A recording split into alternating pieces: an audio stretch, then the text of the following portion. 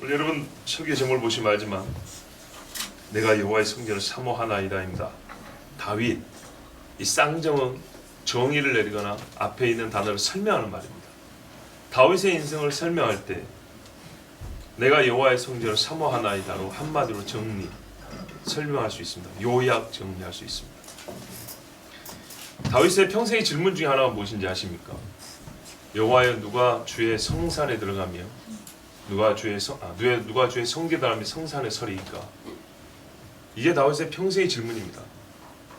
옛날의 철학자들은 물을 만한 질문을 했지만 요즘의 철학자는 안 물어도 될 것들을 물어보고 심히 복잡하게 만드는 재주가 있습니다. 그러면서 그럴듯하게 하여 사람들을 혹하는 아주 요상한 기술을 가진 사람들이 많습니다. 여러분, 성경에는 우리가 반드시 물어봐야 될 질문들이 많이 기록이 되어 있습니다. 물어라. 역대 연조들에게 물으라. 하나님께서 그렇게 말씀하십니다. 그럼 대답해야 줄 역대 연조들이 어디 있습니까? 그래서 이 시대에 모사가 어디 있으면 선생이 어디냐 소리가 나오죠. 그런데 감사히도 성경에 다 기록이 되어 있습니다. 그 중에 우리가 들어야 될 사람 중에 한 사람이 되면 다윗입니다. 다윗에게 많은 것을 배울 수 있고 들을 수 있지만 특별히 하나님을 향한 사모하는 마음, 그리고 그 성산에 대하여, 성전에 대하여 갖고 있었던 그 깊은 이해와 묵상과 갈망, 이것은 우리가 다윗을 통해 배워야 합니다. 감사하게도 우리가 이 코로나 시국, 이 사태 가운데 지금 우리 끊임없이 하나님 앞에 모여 예배하고 있습니다. 얼마나 감사합니까? 그러나 절대로 이 모임 자체가 우리의 의가 되어서는 안 된다 했습니다. 여호와 앞에 모일 때 너희가 찬송시도 있으며 기도도 있으며 교제도 있으며 말씀과 섬김이 다 있고, 무엇보다 뭐가 있어야 돼요? 하나님을 떨며 즐거워하고 형제자매의 사랑이 있어야겠죠. 근데 희한하게 모임이라는 형식이 있지만 그 속에 채워져야 될 귀한 덕목들, 우리 마음의 움직임들, 마음이 작동하여 느껴지는 바들, 이것들이 약해진다면 우리가 주님 앞에 서 있음에 대하여, 성산에 서 있다고 하지만 과연 본래 그 성산에 서 있기를 바랬던 다윗이나 아브라함이나 레위 같은 그런 사람으로 우리가 하나님 앞에 여겨질 수 있느냐? 이것은 자문해 보아야 할 때입니다. 하나님께서 몇 주 전 또는 며칠 사이로 저에게 세 사람에 대해 질문하게 하셨습니다. 첫째는 오늘 오전에 들은 바입니다. 하나님, 왜 레위의 이름으로 성경 이름을 삼으셨습니까? 둘째는 다윗은 왜 죽으면서 이 유언을 했습니까? 즉 다윗이 원한 게 무엇입니까? 아는 것이지만 다시 질문하게 하신 거죠. 그러면서 더 깊은 대답을 얻게 하시죠. 셋째는 야고보가 어째서 교회 수장이 되었습니까? 사도 야고보는 순교당한 지 오래됐겠네요. 최초의 순교자죠. 그 뒤에 야고보라고 나오는 인물이 있는데, 이 사람 우리가 잘 알지만 예수님의 형제 야고보입니다. 형제 야고보. 예수님을 조롱했던 사람입니다. 요한복음 7장에 보면 초막절에 되어서 예수님, 형님 올라가시죠 예루살렘에. 자기를 드러내고자 하는 사람이 왜 안 올라가십니까? 하고 예수님께 말했습니다. 위하는 말인지 조롱하는 말인지 그 말 자체로는 번역 갖고는 좀 헷갈립니다. 근데 그 밑에 나와 있는 속뜻이 있습니다. 이는 형제들도 아직 그를 믿지 않음이로라. 조롱하는 말이었습니다.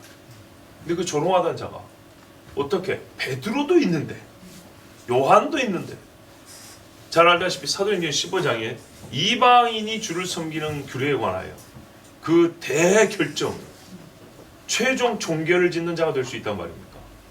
그리고 야고보가 직접 말한 건 아니라고 봅니다만 야고보에서 보낸 자들이라는 그 야고보의 이름을 들먹이기만 해도 그들이 어떤 그 권위를 갖게 되었는지, 야고보에서 보낸 자들이 편지를 들고 왔다, 야고보에서 본 자들이 왔더니 베드로가 외식을 하더라.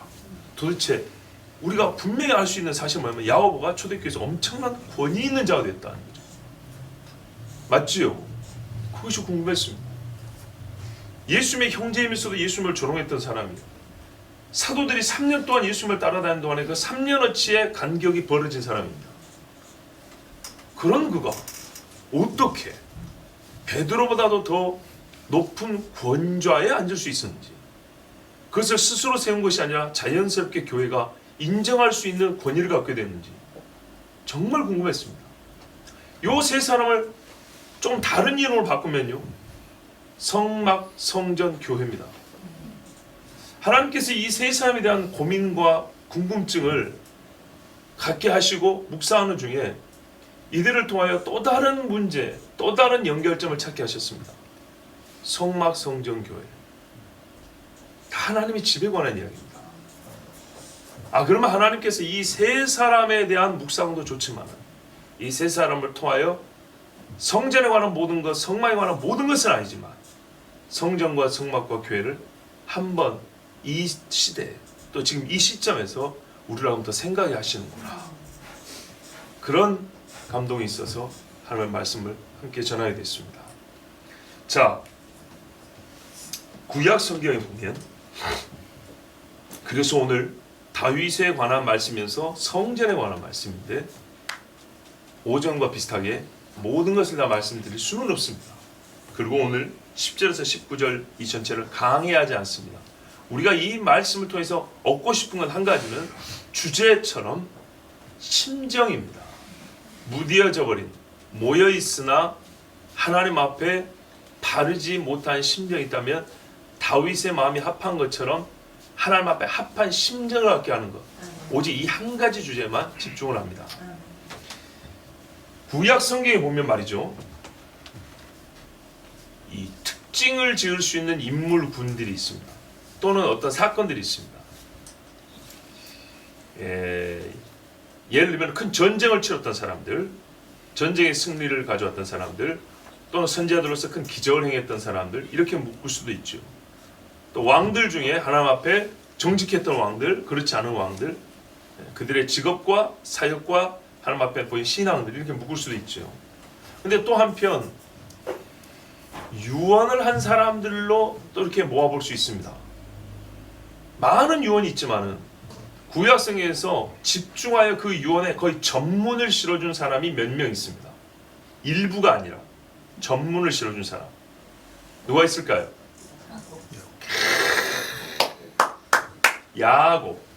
또요, 모세. 할렐루야. 또요, 여호수아가 유언이 있긴 있어요. 맞아요. 맞긴 맞는데 조금 더 분량을 볼 때 여호수아는 좀 짧죠. 예, 많이 좀, 그러니까는 대유언자라고 할까요? 소선자 대선자 할 때 대유언자. 유언이며 예언인사. 여기 있잖아요. 여기 다윗. 여기 있습니다. 제가 꼽은 구약의 3대 유언자들입니다. 그 분량과 깊이와 아름다움으로 볼 때 야곱이, 여러분 뭐 두말하면 잔소리고, 모세는 우리가 또 신명기나 민수기에 보면 잘 나와 있죠. 신명기. 그리고 다윗이 유언을 했다는 우리가 잘 모릅니다. 우리가 레위기를 그게 사람이라고 별로 생각 안 했던 것처럼 다윗이 유언했다는 잘 모릅니다. 우리가 아는 거는 뭐죠? 그렇죠. 솔로몬에게 성전 지어라, 이거 정도. 조금 더 아는 분들은요, 저 요압 저놈 저 가만두지 마라. 나 살았을 때 못된 짓 한 놈들 네가 꼭 갚아야 된다, 뭐 이 정도. 그런데요, 그 외에 다윗은 정말 엄청난 유언을 했습니다. 근데 문제는 뭐냐? 우리가 왜 오늘 이 제목을 삼게 됐냐? 그 유언의 내용이 한마디로 하면 성전 건축입니다. 놀랍지 않습니까? 자, 이게 거짓이냐 참이냐 보기 전에 예수님의 사역 3년이 다 중요하지만 사복음서 공이 예수님의 마지막 예루살렘 여정을 제일 길게 기록합니다. 제일 자세하게. 그만큼 의미 있다는 것이죠. 그 사역 전체가 농축되어 있다는 뜻이기도 하고요. 마찬가지입니다. 유언은 그만큼 그 사람의 신앙이 담겨 있는 것입니다. 그 사람의 인생 여정의 끄트머리 뿐만 아니라 그가 무엇을 목적으로 살아왔는지 알려줍니다. 그래서 히브리서에서 믿음의 사람 세 사람은 전부 다 유언 남겼던 것을 믿음이라고 말한다 했죠. 누가 있습니까?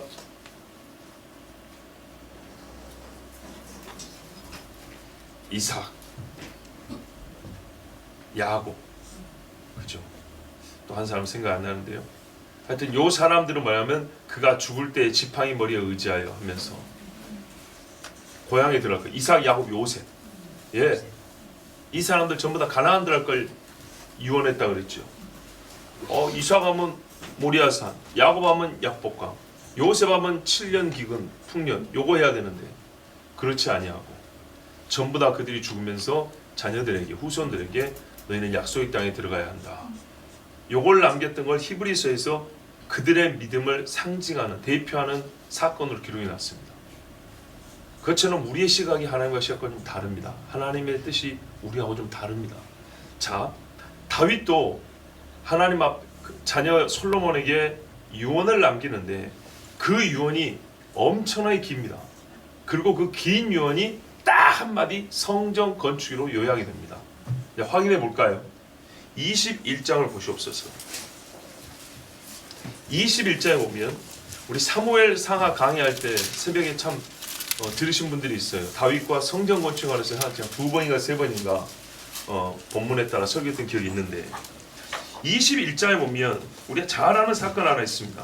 다윗이 인구조사하죠. 뭐 때문에 인구조사하죠? 왜요? 자기 힘을 확인하는 거죠. 근데 또 어떤 분들이 이렇게 말합니다.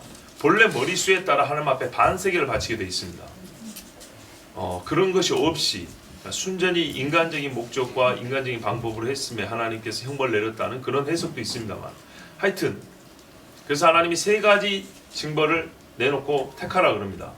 그랬더니 다윗이 결국 고른 것은 약간 우회적으로 표현했지만 3일 온역이라고 그랬습니다. 3일 전염병입니다. 구약 광야에서 보면 알지만 하루 전염병이라도 23,000명 죽습니다. 하나님이 때려버리면 막을 수가 없죠. 이때도 수만 명이 죽습니다.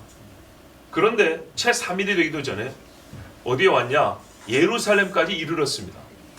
예, 하나님의 사자가 이스라엘 전역을 확 훑고 그 다음에 예루살렘 와서 예루살렘을 치려고 하는데 하나님이 잠깐 멈춰라 그랬습니다. 여기까지 치면 안 되겠다고 하나님께서 봐준 겁니다. 그래서 그 모리아산 위에 딱 서 있는데 다윗의 눈이 열려 봤습니다. 누굴 봤다고요? 하나님의 사자가 칼을 들고 서 있는 걸 봤어요. 그럼 어떻게 해야 되죠? 다윗처럼 하면 됩니다. 하나님 앞에 가서 경배하고 제사해야 된다. 속죄제물을 바쳐야 된다. 이게 믿음의 사람들이는 뭐랄까 직관적으로 딱 깨달아지는 겁니다. 우리가 하나님 앞에 엎드릴 때 확 느껴지는 게 있죠. 그때는 바로 엎드려야 됩니다. 그래서 그 모리아산으로 갔더니 거기가 여부수 사람, 본래 여부수 족속의 땅 아닙니까? 이스라엘에게 완전히 귀속되지 않고 여전히 이방인이 주인으로 있는 땅이었어요. 근데 여러분 다윗이 알지요. 왜 다윗이 예루살렘을 수도로 삼으려고 했냐? 정치적으로 읽으면 이스라엘의 중심지 최고 가운데서 다스리면 좋고 각 지파를 아우르기 좋고 또 전에는 어느 지파에도 속하지 않았기 때문에 중립적 느낌도 있고 또 전쟁이라면은 뭡니까? 방어하기 좋고 이런 군사적 정책 회사인데 시나이는 그 이상을 받는다니까요. 다윗이 그것밖에 모를까요? 그 산이 조상 아브라함이 이삭을 바쳤던 산인 걸 몰라요? 알죠. 당연히 알죠. 그곳에 다윗은 성전 설기를 원한 겁니다. 여러분 다윗이 언제부터 성전 설기를 원했을까요? 기록이 명시로 안 나왔으니까 몰라요. 그런데 다윗의 평생의 삶은 소시적부터 그가 양을 치던 때부터 보면 양을 치던 시점이나 골리앗을 치던 시점이랑 같은 시점이죠. 왜 양 치다가 잠깐 왔다 때리고 갔으니까. 그 소시적부터 봐보세요. 하나님을 향한 마음이 어떠한가. 다윗 같은 정도 되면요. 마리아가 어리지만은 말씀을 알고 주의 계집 종이니 주의 뜻대로 주의 말씀대로 내게 이루어지이다. 예레미야 했던 말입니다. 그런 것처럼 말씀의 지식이 있어서 어리지만은 바른 선택을 하고 하나님 앞에 순종했던 것처럼 다윗에게 내려오는 말씀, 아브라함의 이야기는 너무나 확실했고 그 말씀을 이루고자 하는 소망이 다윗은 분명히 어려서부터 있었습니다. 그래서 왜 이런 말씀할 수 있냐? 저만 하더라도 지금 나이 40이 넘어서 갖고 있는 신앙의 그 뿌리, 그 모파는요 어린 시절에 있을 뿐만 아니라 어린 시절 때 갖고 있던 심정이 거의 그대로입니다. 정말입니다. 난 안 변한 게 감사합니다. 더 깊어진 게 더 감사하고. 그래서 여러분 나이가 들어도 어린아이의 순수함을 가지고 있기를 바라고요. 어린 시절에 하나님 앞에 처음 듣고 하나님을 만났을 때 그 감격이 살아있는 사람은 진짜로 여러분 말했죠. 육체는 노쇠해도 영혼은 노쇠하지 않는다고요. 예, 영혼은 항상 청청합니다. 자, 다윗은 성전을 세우고 싶었어요. 전쟁하다 보니까 남의 나라 가서 보니까 성전이 멋지게 생겨서 나도 하나 지어야겠다 이런 사람이 아니에요. 그리고 하나님은 그 소원에 따라 식양을 보여줬다 그랬어요. 언제 보여줬을 것 같습니까? 죽기 전에 보여줬을 것 같습니까? 한참 전에 보여준 겁니다. 그러니까 한참 전에 준비를 합니다. 자, 다윗은 어려서 젊어서부터 성전 건축을 원했어요. 근데 문제는 이거죠. 모리아산에 가보니까 여부수 사람이 있는 거예요. 합법적으로 이 땅을 얻어야 돼요. 헤브론을 아브라함이 공짜로 준다는데도 아니라 그랬어요. 일부러 돈을 달아줬어요. 합법적인 땅이에요. 나중에 후손들이 거기서 찾을 수 있는 합법적인 땅이었어요. 그죠? 자, 다윗이 그래서 하나님 앞에 번제를 드렸더니 성경에 보면 하늘에서 불이 떨어진 사건이 우리가 몇 가지 있잖아요. 뭐 다 압니다. 이제 뭐 기드온의 아니 삼손의 부모 있을 때 있고 또 뭡니까 저 시내산도 있고 그리고 솔로몬의 성전 헌당식도 있고 엘리야이죠. 근데 우리 하나 빼먹는 게 뭐냐면 바로 이때거든요. 다윗이 하나님 앞에 번제 드렸을 때 요때 하나님이 연락을 하십니다. 그리고 뭐라고 말씀하냐면 천사에게 네 손을 거두라 그럽니다. 그래서 칼을 계속 뽑고 들고 있다가 완전히 거둡니다. 그 번제를 받고. 자, 그런데 요거는 그 사건의 개요인데 우리가 더 이 시간에 보고 싶은 거는 그 땅이 누구 땅이라고요? 아라우나 사의 땅이라고요.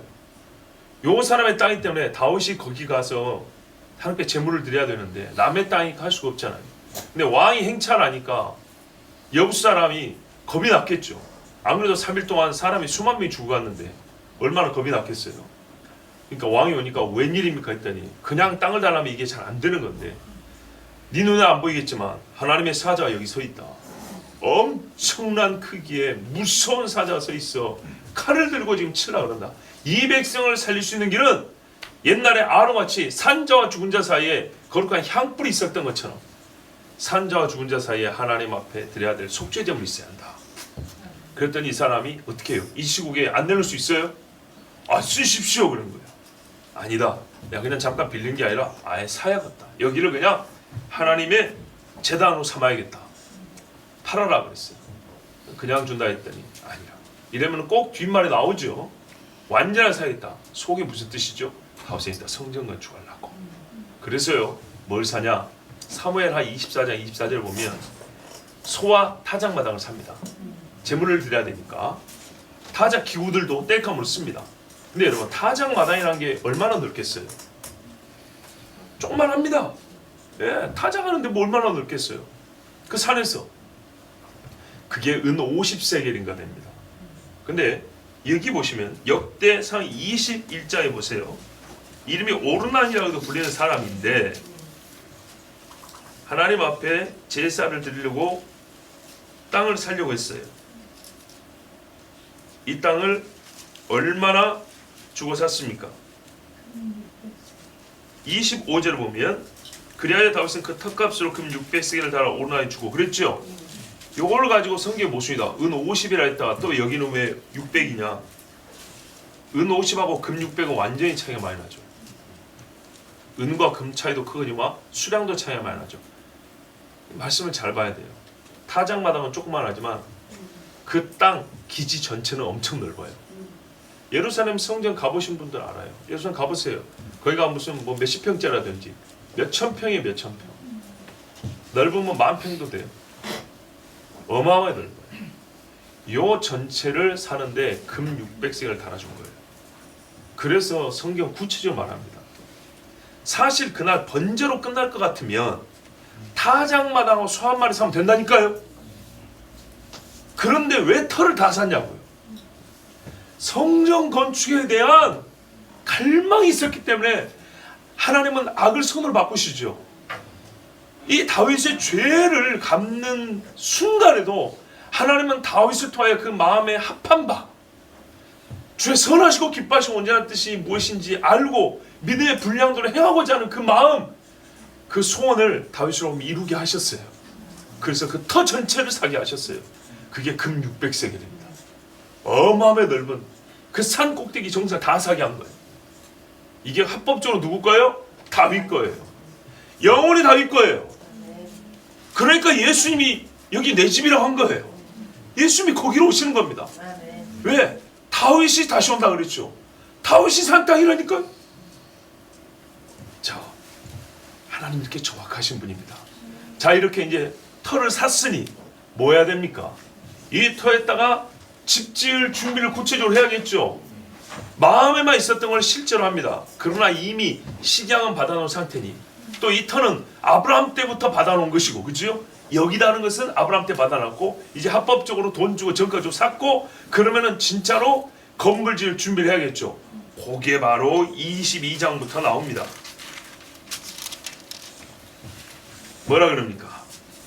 22장 1절 다윗이 이르되 이는 여호와 하나님의 성전이요 이는 이스라엘의 번제단이라 하였더라. 보세요. 여기서 하나님 앞에 제물 들고 하늘에서 불이 떨어지자마자 속에 또 고백이 나오잖아요. 이건 그냥 내가 와, 내 번제를 하나님 받으셨도다 기쁘다 이러고 끝난 게 아니에요. 이제 온역이 끝났다, 전염병이 끝났다 이러고 기뻐한 게 아니라 성전이라고.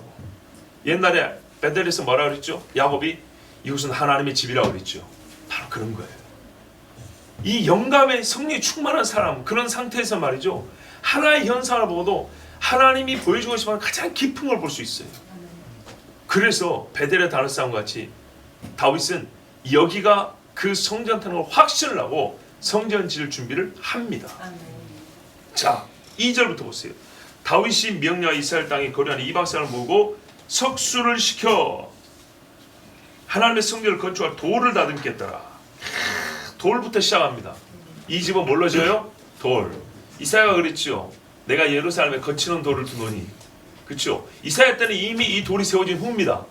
근데 또 뭐예요? 성전된 자기 육체를 가리키는 예수님. 그죠? 건축자에 버린 돌이 모퉁이의 머릿돌이 되었나니.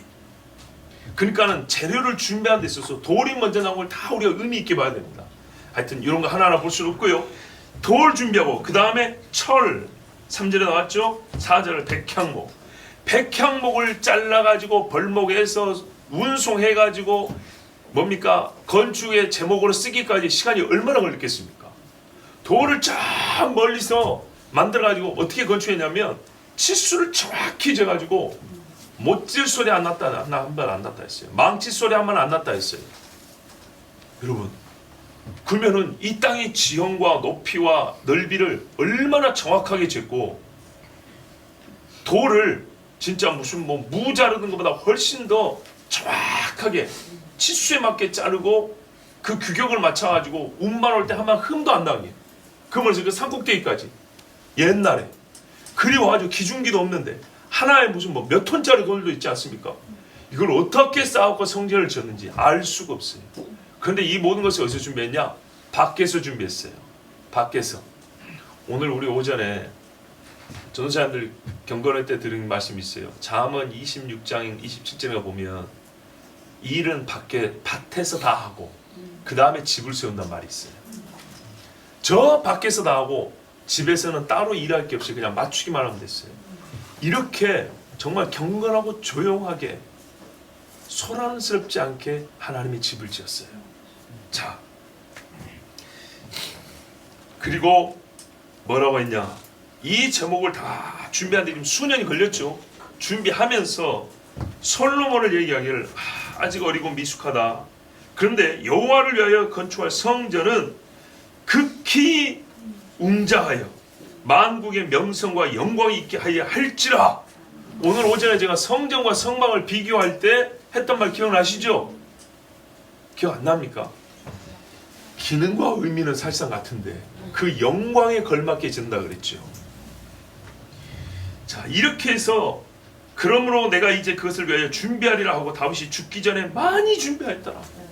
그 뒤에 보면 구체적인 준비물과 수량이 나와요. 진짜 한 사람이 할 수 있는 최대한 것을 다 준비를 했어요. 그런데요, 금, 은, 동, 철, 뭡니까 또 그 여러 가지 보석들 뭐 이런 것만 준비한 게, 가죽, 천 이런 것만 준비한 게 아니에요. 다윗은요 사람을 준비했어요. 자, 터와 건축 자재들을 준비했고요, 장식하고 또 성구를 만들 재료들도 다 준비했어요. 그런데 아까 5절에 보셨죠? 그래서 5절 말씀이 참 중요한 거예요. 이게 연관이 다 돼 있어요. 사람을 세웠어요. 근데 그 사람을 세운 데 있어서 가장 중요한 역할을 하는 사람이 누굴까요? 그렇죠, 레위인이죠. 제사장과 레위인들입니다. 자, 그래서 보면 23장에 보세요. 이제 다윗이 나이가 많아 늙음에, 자, 준비하는 동안에 나이가 이제 들었어요. 레위 사람들을 세워가지고 수를 센 후에 각 족속별로 집안별로 일을 다 나눠줍니다. 너희가 먼저 해야 될 게 뭐냐면 제사하는 일입니다. 반차를 나눕니다. 그리고 제사장을 세웁니다. 24절 보시죠. 24장. 예, 요렇게 반차를 세워서 하나님 앞에 뭡니까? 제사입니다. 24장 10절에 우리가 잘 아는 사람 있죠? 8절은 아비야요. 아비야가 누구죠? 세례 요한의 할아버지입니다. 때에 사가랴는 제사장이 반차를 따라 성막에서 봉사하는데 이는 아비야 반차요. 예.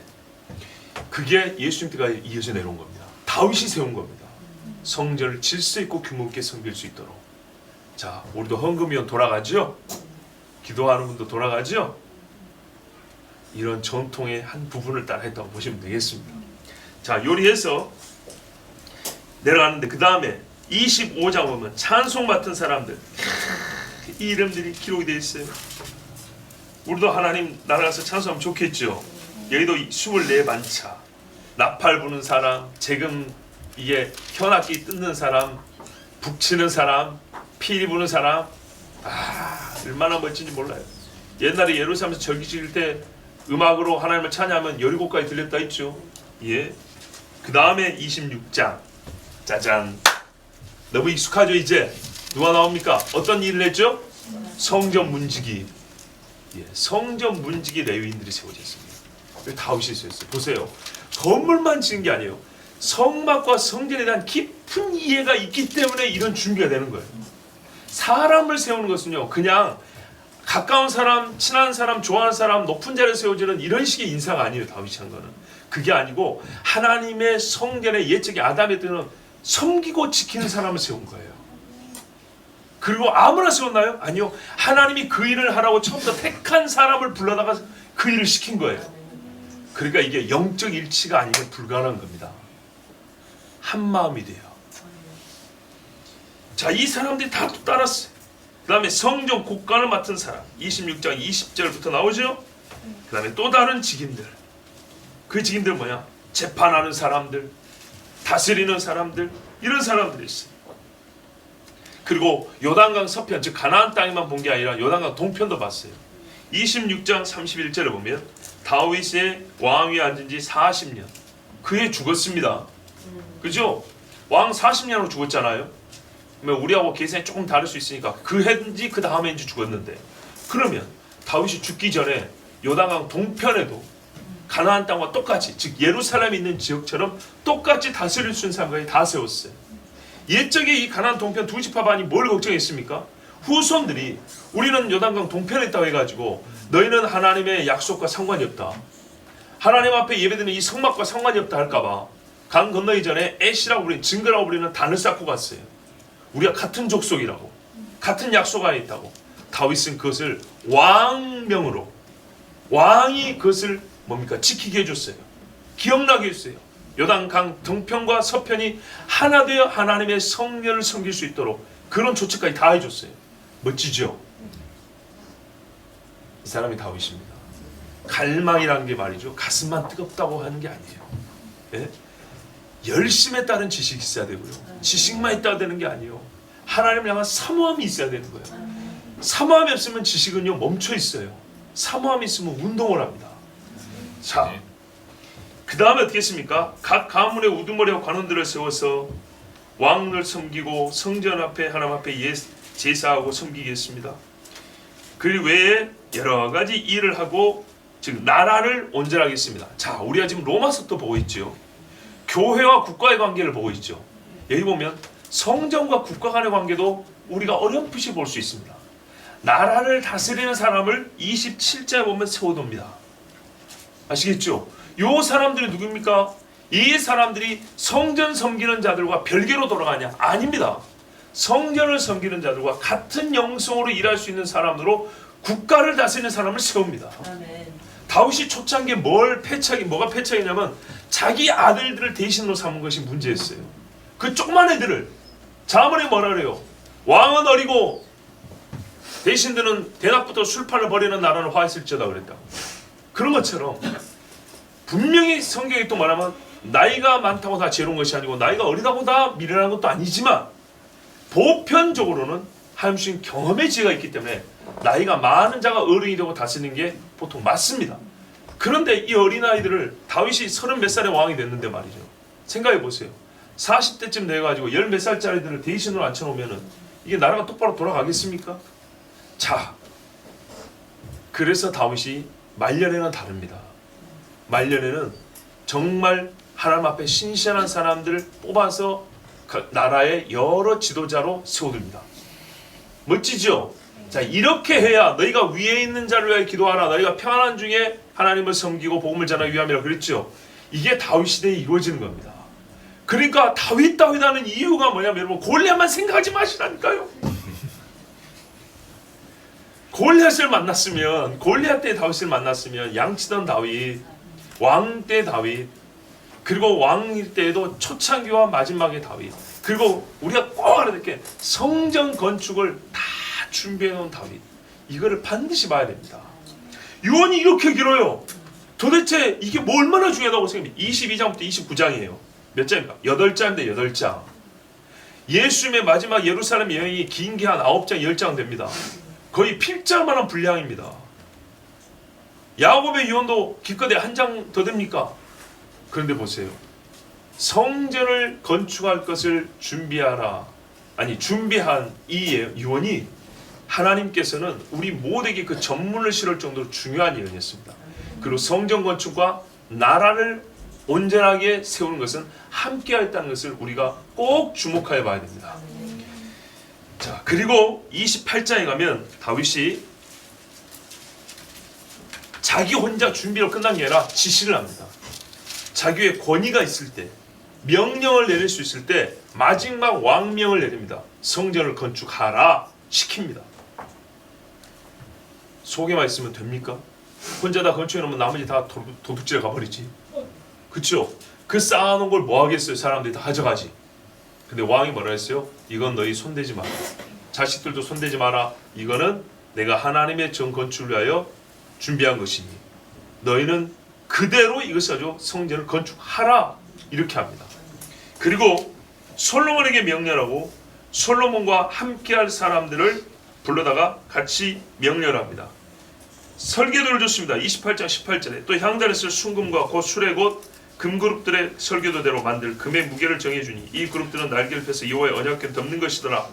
예, 두루도는 화영검 그룹들이 에덴을 지킨 것처럼 법궤는 예수께서 오실 때까지 그룹들이 지키고 있습니다. 자, 보십시오. 그런데 이 모든 것을 보세요. 재료를 준비한 것도 그 쓰일 만한 분량을 다 알고 있기 때문입니다. 식양을 알고 있고 어디에 뭐가 얼만큼 써야 될지 다윗은 다 알고 있었어요. 그러니까 다윗이 안 한 거 뭐냐? 직접 손으로 지은 것만 안 하고 다 해놨어요. 이게 성전을 사모한다는 거예요. 네. 제가 이 시국에 말했어요. 영과 진로 예배한다면서 혼자 집에서 자빠져 있고 텔레비나 관람하면서 예배드린다고 하지 마라 그랬죠. 우리가 성전을 사모한다. 이제 성전과 교회의 연속성을 보면 교회를 사랑한다. 이게 뭐라고요? 배우세요. 여기서 교회를 사랑하는 게 뭔가를 배우세요. 물질이 아니라 사람이 같이 세워집니다. 매우 구체적입니다. 때에 맞습니다. 그 영화로움에 걸맞습니다. 그래서 옛적 우리 선배들은 이걸 모든 걸 종합해서 한마디로 보면 좋은 거라고 표현을 했습니다. 귀한 걸로 표현했습니다. 맞습니다. 귀하고 좋은 것이 맞습니다. 그러나 우리는 이제 그 이상이 있어야 되겠습니다. 내가 헌물을 귀한 거를 예를 들어서 100을 바친다 합시다. 그러면 나 자신이 100 이상이어야 되는 거예요. 다윗이 지금 바친 것은 뭐냐면요, 엄밀히 말하면 다윗 자신보다 크지 않아요. 하나님 이미 다윗을 받으셨어요. 다윗이 받아진 후에 다윗이 준비한 걸 받았어요. 다윗이 준비한 것과 다윗 자신 뭐가 더 큽니까? 다윗이 크죠. 예. 하나님이 다윗을 받으니까 다윗이 준비한 걸 받고, 하나님이 아벨을 받으니까 아벨이 제물을 받는 거예요. 아멘. 중요한 건 이거예요. 우리가 하나님 앞에 반드시 드려야 합니다. 반드시 드려야 하는데 드린 것보다 작은 사람이 되어서는 안 됩니다. 드린 것보다 크고 아름다운 그 모습이 주님 보시기에 좋았다나 칭해질 수 있어야 합니다. 다윗은 그런 사람이었어요. 그래서 하나님이 허락을 했어요. 다만 화평의 사람을 통하여 세운다는 하나님의 절대 법이 있었기 때문에 너는 아니다 그랬어요. 그러나 다윗은 이걸 보고 죽었어요. 아브라함이 라 여호와 이래 보고 죽었어요. 그런 것처럼 다윗도 보고 죽었어요. 이것을 짓지 않았지만 다 본 것 같아서 준비가 다 끝나고 명령을 다 내린 후에 이제 내가 하나님 앞에 갈 때가 되었다 해서 하나님을 찬송한 게 29장이라요. 보십시오. 성전 건축에 쓸 예물을 싹 준비하고 하나님 앞에 드렸더니 백성들도 좋아가지고 기뻐서 하나님 앞에 바쳤다 하지 않습니까? 8절 보세요. 다 바치고 해서 하나님 앞에 기뻐했더라. 9절에 나왔죠. 백성들은 자원하여 드렸으므로 기뻐하였으니 곧 그들이 성심으로 여호와께 자원하여. 그래요. 성심이 먼저 있어야 한다니까요. 다윗 왕도 심히 기뻐하니라. 하나님 앞에 성심을 가진 사람들끼리 서로 기뻐하는 거예요. 같이 있으면. 이러고 나서 다윗이 어떻게 해요? 왕이 뭐 해야 돼요? 이렇게 축복해야 되죠. 축복을 해야지. 그래서 하나님 앞에 감사하면서 백성을 축복한 기도가 10절 이하입니다. 자, 그러고 읽으니 이제 좀 다르지요. 그냥 암송, 와, 말귀가 참 멋지다. 이거 시다, 시. 이게 아니고요. 이게 평생의 신앙이 녹아있는 거고요. 하나님의 성전을 사모함이 여기 다 들어있는 거예요. 일생에 준비했다 그랬어요. 제가 성경에서 비견할 만한 사건이 하나 있어요. 참 이 사건은 제가 여러 번을 설교했는데도 그냥 떠오르는 자체로도 개인적으로 막 눈물이 나는 사건이에요. 그게 뭐냐면 예수님이 예루살렘 올라가가지고 죽으시기 며칠 전에 향유 부은 여인 있죠. 그때 사람들이 뭐 했어요? 잔치했다고요. 한 자리에 앉아보겠다. 오늘 분위기 좋았는데 정말 한 여인이 분위기를 깨게, 제가 말을 좀 좋게 했죠. 한국식으로 말하면 판을 깨는 거죠.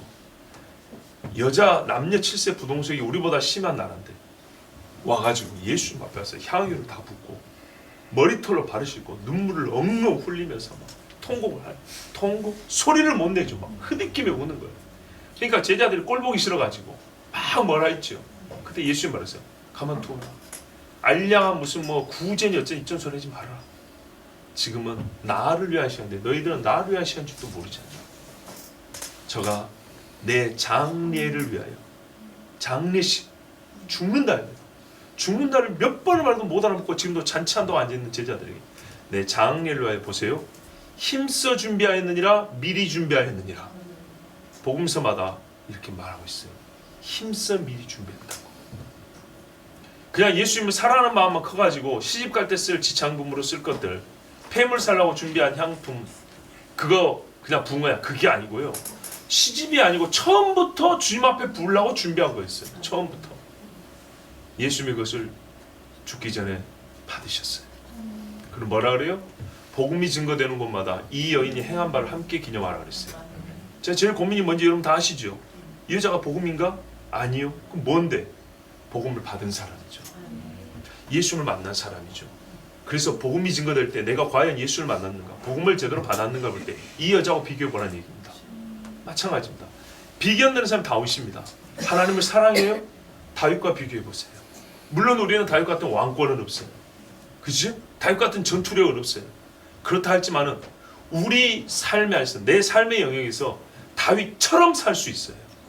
다윗처럼 있을 때 다윗과 같은 심정이 하나님 앞에 바쳐졌다고 할 수 있는 거예요. 그 사모함이 있다고 말할 수 있는 거예요. 바로 예수님을 알고 예수를 만났던 향유 부은 여인처럼 모든 것을 준비해서 예수님의 마지막을 준비하고 그걸 드렸던 것처럼, 이 성전된 육체를 위하여 가장 귀한 걸 드렸던 것처럼 다윗은 그렇게 준비했던 사람이에요. 누가 다윗을 욕하리요? 그런데요, 다윗을 욕한 사람이 있어요. 자, 그거는 좀 이따 보고요. 이렇게 해서 하나님이 다윗에게 허락하신 일을 다윗은 산마음으로 잘하고 10절부터 19절까지 하나님 앞에 찬송을 올려드렸습니다. 처음에 제가 말씀드린 대로 한 구절 한 구절 보질 않습니다. 여러분이 이 10절에 해당하는 찬송과 기도를 스스로 음미하며 읊으며 묵상하십시오. 그 감흥을 받는 게 오늘 저의 설교의 목적입니다. 그 사모함을 느끼고 내가 하나님 이와 같은 고백을 할 수 있기로 한 이 말뜻이 뭔데 내가 이해했습니다가 아니라 바로 이와 같은 고백을 할 수 있는 사람이 되게 하옵소서. 이게 오늘 설교의 목적입니다. 이 찬수에는 정말 기쁨이 가득합니다. 성전 건축 준비만 했는데도 얼마나 기쁨이 가득한가 보세요. 여러분, 성전 건축 준비한 게 이 정도입니다. 그럼 성전을 건축한 다음에는요, 요 심령, 엘리야의 심령을 그대로 받은 엘리사처럼 다윗의 심령을 그대로 받은 누구요? 솔로몬. 예, 초창기 솔로몬이라면 요런 찬송이 성전을 지은 다음에 나와야겠죠. 이보다 더 큰 찬송이 나와야겠죠. 있어요, 없어요? 있잖아요. 이제 역대하에 가면 나오죠. 그러면서 솔로몬도 얼마나 긴 기도를 합니까? 그때 나오는 우리가 잘 아는 유명한 기도 문구 중에 하나가 뭐예요? 비록 포로로 끌려고 병에 우리가 걸려서 죽어간다 할지라도 이 성전을 향해 기도하거든 하나님은 들으시고 땅을 고치시고 하늘에서 응답하옵소서. 이 기도죠. 솔로몬이 아버지의 심령을 그대로 받았고 초창기에 이렇게 기도했던 것입니다. 그리고 뭐라 그래요? 다윗이 내 아들아 너는 지혜롭다마는, 그러면서도 너는 어리고 미숙하다 했어요. 솔로몬은 스스로 지혜롭지만은 여전히 아버지의 말씀대로 나는 어리고 미숙합니다 하고 하나님 앞에 기도를 했다 아닙니까? 듣는 마음을 주소서, 판단할 지혜를 주소서. 보세요. 그래서 다윗과 같은 게 무엇인지를 우리가 또 솔로몬 초창기를 통해 알 수 있어요. 그렇게 기도했더니 하나님이 똑같이 응답을 했어요. 불러서 응답하더라. 성전에 하나님의 임재 구름이 가득함으로 제사장이 쉽게 들어가지는 못했더라. 다윗이 아라우나의 타작마다 하나님 앞에 제물을 바칠 때 하늘에서 불이 떨어지고 여호와의 성전이라 했고, 성전을 짓고 나서 솔로몬이 다윗 아버지와 똑같은 심령으로 기도라고 하나님 앞에 송축할 때 하나님은 똑같이 불러 응답했어요. 같다는 얘기입니다. 같은 마음이 아니면 하나님의 같은 응답을 주지 않습니다. 얼마나 멋있습니까? 다윗이 하나님 앞에 이방 신전을 보고 우리도 큰 거 하나 지어보자고 성전을 짓고자 한 게 아니었습니다. 그는 조상 아브라함이 주신 하나님의 약속을 믿었습니다. 유다 지파를 통하여서 유다의 사자가 온다는 것 다윗은 알았습니다. 그리고 하나님께서 약속했습니다. 내가 내 씨로 말미암아 내 나라를 세우겠다고, 집을 세우겠다고. 그래서 다윗은 일생에 하나님 앞에 성전 건축하기를 원하였고, 그 성전이 세워진다면 하나님 얼마나 삽인지 보세요. 문지기만 해도 좋다고. 내가 주의 궁전을 사모합니다. 하나님의 집을 사모합니다. 시편을 보면 여러 번 반복이 나옵니다. 그 간절함이 이와 같은 준비라고 했어요. 그 간절함이 있었기 때문에 준비만 해도, 사람은 자기가 손에 완수를 해야 기뻐하는데 준비만 해도 다윗은 이처럼 기뻐해 하나님을 찬송했어요.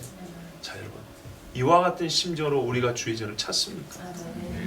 이와 같은 심정으로 주의 전 하나를 우리가 돌보고 하나님 앞에 한 번을 예배하는지 진짜 그 어느 때보다도 우리 자신을 돌아봐야 돼요. 그리고 다윗은 19절, 오늘 29장 19절 마지막 절만 우리 한번 보면 이렇게 되어 있습니다. 또 내 아들 솔로몬에게, 이제 솔로몬이 지을 거 아닙니까? 정성된 마음을 주사 주의 계명과 법도와 윤례를 지켜 이 모든 일을 행하게 하시고 내가 위하여 예배한 것으로 전을 건축하게 하옵소서. 솔로몬이 마음이 바뀌면 안 되겠죠. 그 앞에 18절에도 이 백성이 지금까지 성전 건축을 드렸는데 이것을 백성의 마음에서 영원히 지워지지 않게 하옵소서. 백성을 위하여, 아들을 위하여 기도합니다. 이 마음이 지켜져야 합니다. 여러분, 오늘 세례 줬어요. 어린아이들에게 뭐예요? 부모가 먼저 다윗과 같은 심정을 가져야 돼요. 주의 전을 사모함이 막 끌어야 돼요. 그리고 내 아들에게 이 마음을 주시옵소서. 내가 짓지 못한 집을 짓게 하옵소서. 이렇게까지 기도해야 됩니다. 자, 이렇게 다윗이 잘 준비했는데요, 우리가 조금 한 번 더 볼게요.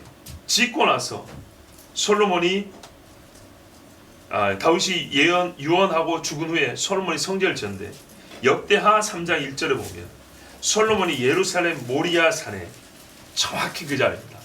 모리아 산에 여호와의 전 건축하기 시작하니 그곳은 전에 여호와께서 그의 아버지 다윗에게 나타나신 곳이요 여부스 사람 오르난의 타작 마당에 다윗이 정한 곳이라. 그 모리아 산 원래는 누구 거죠? 누가 하나님께 제사했던 곳이죠? 아브라함이죠. 바로 그 자리입니다. 근데 다윗이 그 자리를 정했다고 되어 있어요. 보세요. 약속을 알았던 사람입니다. 그리고 성전을 건축한 다음에 솔로몬이 하나님께 찬송을 했습니다. 예배했습니다. 5장 역대하 5장부터 쫙 기록되어 있습니다. 뭐 다 볼 수는 없고 한 가지만 주말 보면 그때가 언제였냐? 7월 절기라고 되어 있습니다. 5장 3절을 보면 일곱째 달 절기에 이스라엘 모든 사람이 왕에게 다 모이고 레위 사람이 궤를 메었다 되어 있죠. 성전 낙성식, 요즘 우리말로 헌당식을 한 겁니다. 언제요? 7월 절기. 그러면 이 7월 절기가 어느 때인가요? 7월의 절기가 3개 있는데 나팔절, 속죄일, 초막절. 셋 중에 어떤 것일까요? 그렇죠. 초막절이죠. 초막절이 상징하는 바가 뭡니까? 주의 장막의 과일이다. 그지요? 집 지었잖아요. 보세요. 하나님의 약속이 이렇게 철저하고 정확합니다. 그리고 이걸 알고 행하는 것이 복이 있습니다. 네. 자, 초막절은 며칠 지킵니까? 일주일 7일이죠. 역대하 7장 8절 보시면 그때 솔로몬이 7일 동안 절기를 지켰는데 하맛 어귀에서부터 애굽강까지 온 이스라엘 심히 큰 회중이 모여 그와 함께 할 때니 맨 위에서부터 맨 아래까지 전 이스라엘이 모였다니까 7일 동안 지켰답니다. 그리고 8일째 우리 저번에 초막절 지켰죠? 뭐였어요? 율법을 다시 읽는 날이에요. 율법의 기쁨, 토라의 기쁨이 있는 날. 에헤. 아담이 에덴 동산 하나님 앞에 처음 말씀드렸죠. 뭐랬어요? 너희가 경작하고 지켜라 그랬죠. 제가 이번에 토라는 율법을 말하는 게 하나님이 주신 말씀을 전체를 일컫는다 했어요. 그렇죠. 사람이 하던 첫 번째 토라가 바로 그거예요. 이 집을 경작하고 지키라 했어요. 그래서 이 초막절에 뭘 했다고요? 하나님의 말씀을 지키기 위하여 수많은 백성이 모였고 다윗은 뭐라 그랬습니까? 솔로몬으로 하여금 이 집에서 하나님의 계명과 율례와 법도를 지키게 해달라고 그랬어요. 토라를 지키게 해달라고 했어요. 그 약속의 때에 7일 지키고 8째 날 무리가 한 성회를 여기냐. 바로 이게 토라의 명령입니다. 제단의 낙성식을 7일 동안 행한 후 이 절기를 7일 동안 지키니라. 일곱째 달 제23일에 자 15일이 초막절이죠. 7일이면 15, 16, 17, 18, 19, 20, 21, 20일 8째 날이죠. 여기까지 지킵니다. 왜? 안식일에서부터 안식일까지거든요. 그러니까 8째 날이 성회가 되는 거예요. 그리고 성회 안식일 다음 날 돌려보낸 거예요. 멋지죠. 안식일부터 안식일까지 절기를 지키고 집으로 가라. 근데 갈 때 그 마지막 날에 토라를 새로 읽기 시작하죠. 예, 말씀부터 성전에서부터 주의 말씀은 예루살렘에서부터 딱 시간에 맞는 거예요. 그래서 말씀을 읽기 성전에서 말씀 첫 장을 딱 읽고 가는 것이죠. 그림을 그려본다면 그런 그림인 것입니다. 멋지죠? 예. 순서도 좋습니다. 멋지죠? 그러니까 다 얘기를. 자, 일곱째 달 역대하 7장 10절 일곱째 달 제23일에 왕이 백성을 그들의 장막으로 돌려보내며 백성이 여호와께서 다윗과 솔로몬과 그의 백성이 이스라엘에게 베푸신 은혜로 말미암아 기뻐하며 마음에 즐거워하였더라. 여러분 이렇게 우리 좀 기뻐하고 즐거워합시다. 다른 데서 찾지 마시고. 주의 성산을 오르는 즐거움이 있는데요. 주의 성산에서 복을 받고 내려가는 기쁨도 있습니다. 자, 이것이 바로 다윗이 보고 싶었던 광경입니다. 정말 보고 싶었어요. 우리가 여러분 다윗에게서 뭘 배웁니까? 이 마음을 배워야 됩니다. 주님 나도 보고 싶습니다. 예배자가 떨어져 하는 이 성산에서 교회가 예루살렘은 아닙니다만 우리는 번제물과 예수님의 관계성만큼이나 성전과 교회의 관계성을 이해할 수 있고 생각해야 된다 했습니다. 주의 성산에서 예배하는 자들이 즐거움으로 올라오고 주의 복을 받고 기쁨으로 내려가는 것을 보고 싶습니다. 이게 다윗의 심정입니다. 왜 우리는 예수님을 배우지 못할까요? 이게 예수님의 심정인데 요한복음 2장에 나왔잖아요. 유대인의 유월절이 가까운지라 예수께서 예루살렘으로 올라가셨더니 성전 안에서 소와 양과 비둘기 파는 사람들, 돈 바꾸는 사람들이 앉아있는 것을 보시고 노끈으로 채찍을 만드사 양이나 소를 다 성전에서 내쫓으시고 돈 바꾸는 사람들에서 돈을 쏟으시며 상을 엎으시고 비둘기 파는 사람들에게 이르시되 이것을 여기서 가져가라. 내 아버지의 집으로 장사하는 집을 만들지 말라 하시니 제자들이 성경 말씀에 주의 전을 사모하는 열심히 나를 삼키려 한 것을 기억하더라. 예, 이 말씀도 우리가 다 아는 것이지만 끝부분만 볼까요? 예수님의 이 행위가 뭐냐면 주의 전을 사모하는 열심히 나를 삼키리라. 쉽게 말해서 죽기까지 내가 사모한다는 얘기입니다. 아멘. 그것이 이루어진 것을 봤다는 겁니다. 예수님에게서 다윗에게서부터 다윗을 본 겁니다. 아멘. 이 말을 누가 했죠? 다 아시죠? 시편 69편의 다윗의 말입니다. 7절 12절 보면 내가 주를 위하여 비방을 받았사오니 수치가 나의 얼굴에 덮였나이다. 내가 나의 형제에게는 객이 되고 나의 어머니의 자녀에게는 낯선 사람이 되었나이다. 주의 집을 위하는 열성이 나를 삼키고 주를 비방하는 비방이 내게 미쳤나이다. 내가 곡하고 금식하였더니 내 혼을 징계하였더니 그것이 도리어 나의 욕이 되었으며 내가 굵은 배로 내 옷을 삼았더니 내가 그들의 말거리가 되었나이다. 성중에 앉은 자가 나를 비난하며 독주의 취한 무리가 나를 두고 노래하나이다. 보실 수 있으면 보세요. 시편 69편 7절 12절인데 다윗이 이렇게 말해요. 주를 위하여 여호와를 위하여 내가 비방을 받았답니다. 수치가 얼굴에 덮였답니다. 그 실체는 8절이래요. 어느 정도 비방을 받냐? 형제가 객이 되었답니다. 같은 말이죠. 어머니의 자녀니까 또 형제죠.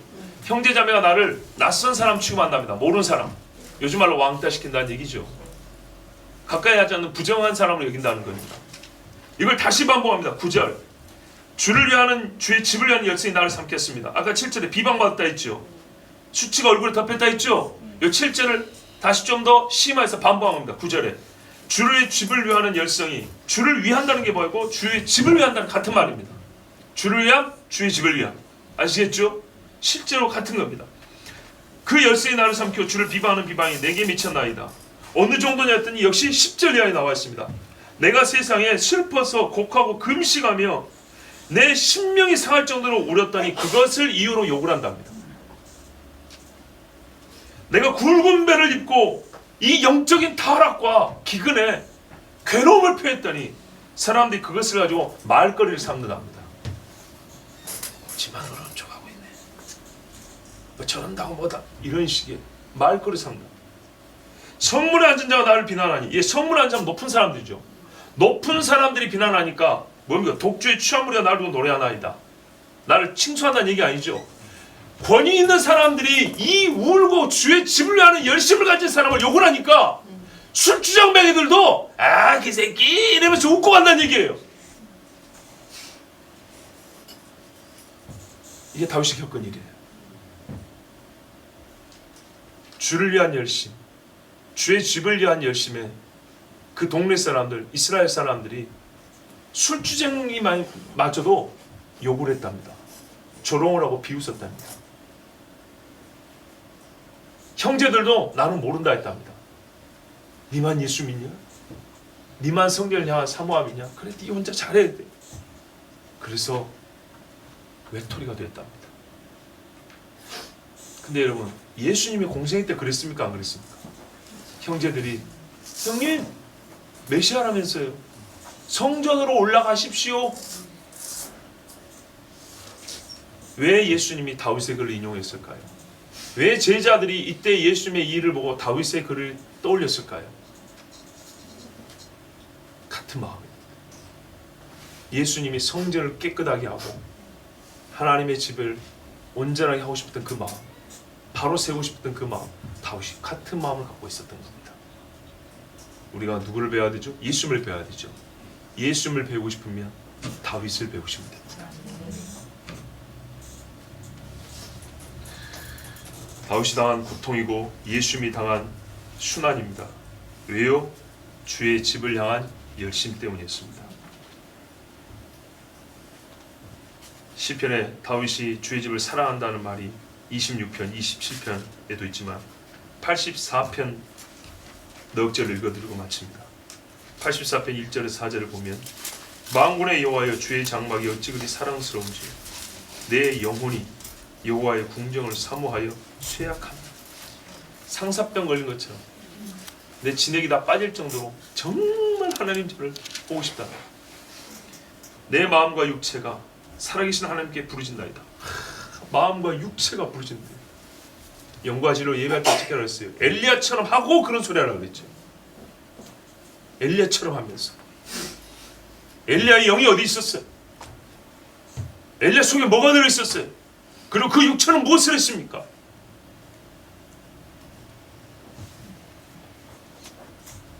내 마음과 육체가 살아계신 하나님께 부르짖습니다. 그 궁정을 사모했어요. 나의 왕 나의 하나님 만군의 여호와여, 주의 제단에서 참새도 제 집을 얻고 제비도 새끼들 보금자리를 얻었나이다. 주의 집에 사는 자들은 복이 있나니 그들이 항상 주를 찬송하리이다. 아멘. 잘 보세요. 이 똑같은 말씀을 예수님이 약간 다르게 인용했어요. 무슨 말이냐면 주의 집에 참새도 제비도 제 집이 있는데 나는 없습니다. 사람들이 그 집의 아들이요 그 집의 주인이 나를 내쫓으니 나는 이걸 얻을 수가 없습니다. 이 패역한 세대요. 근데 다윗이 이 말을 할 때는 무엇을 원하였던가? 세상에 미물인 참새와 제비도 하나님 집에 있으면 보금자리를 얻는답니다. 미물도 하나님 집에서 복을 받는다는 얘기입니다. 그래서 뭐래요? 주의 집에 사는 자들은 복이 있나니 그들이 항상 주를 찬송하리이다. 참새도 집을 얻고 제비도 주의 제단 있는 그곳에서 보금자리를 얻는다던데 주의 집에 사는 성도가 이보다 작은 것을 얻으랴. 그죠? 더 큰 것을 얻는. 그 큰 것 중에 대표적인 게 뭐냐 했더니 찬송이라는 거예요. 찬송. 내가 일생이 주를 찬송합니다. 이스라엘에 코로나 때문에 어떻게 한다고요? 선교사들이 하는 말이 이스라엘의 그 찬송이 가득한 나라에 찬송이 그쳐버렸습니다. 성전을 뺏기면, 예배당을 뺏기면 찬송이 없어져 버립니다. 사모하는 마음이 사라져 버립니다. 여러분, 주의 장막을 사랑하십시오. 교회를 사랑하십시오. 장막을 사랑하라는 말과 즉 성전을 사랑하는 말과 교회를 사랑하는 말은 문자는 다르지만 교회가 성전의 완성에 더 가까운 집임을 우리는 알기 때문에 교회를 사랑함이 성전을 사랑함만 못하지 않다는 걸 우리는 다 알고 있습니다. 성전을 곧 세워질 예루살렘 성전, 물론 그것을 악인은 악한 데 쓰겠지만 우리는 주께서 그 보좌에 앉는 날을 바라보면서 그 성전이 세워지기를 사모하고 또한 우리가 하나님이 기회를 주시면 그곳에서 예배하기를 원하고 지금은 우리에게 주신 성상과 같은 예배당에서 주 예수의 피값을 세운 교회에서 주님을 사랑하여 주님을 찬송하길 바랍니다. 다윗, 그를 뭐라고 말할 수 있냐? 하나님의 성전을 사모한 사람. 아멘. 모든 율법과 하나님의 약속, 그 성막을 레위란 이름 하나로 대체할 수 있는 것처럼 그 성막을 사모함에 있어서는 다윗이라는 이 한 이름이 모든 것을 대신할 수 있습니다. 우리가 다윗의 이름과 같이 주를 향한 사랑과 주의 전을 섬기며 하나님을 찬송하며 내 이름 한 글자 석자죠. 우리는 이름 석자만 하더라도 그 모든 심령이 주님 앞에 합한 자로 나타날 수 있기를, 인정되기를 바랍니다. 아멘. 함께 기도합니다. 주님 앞에 기도하기를, 하나님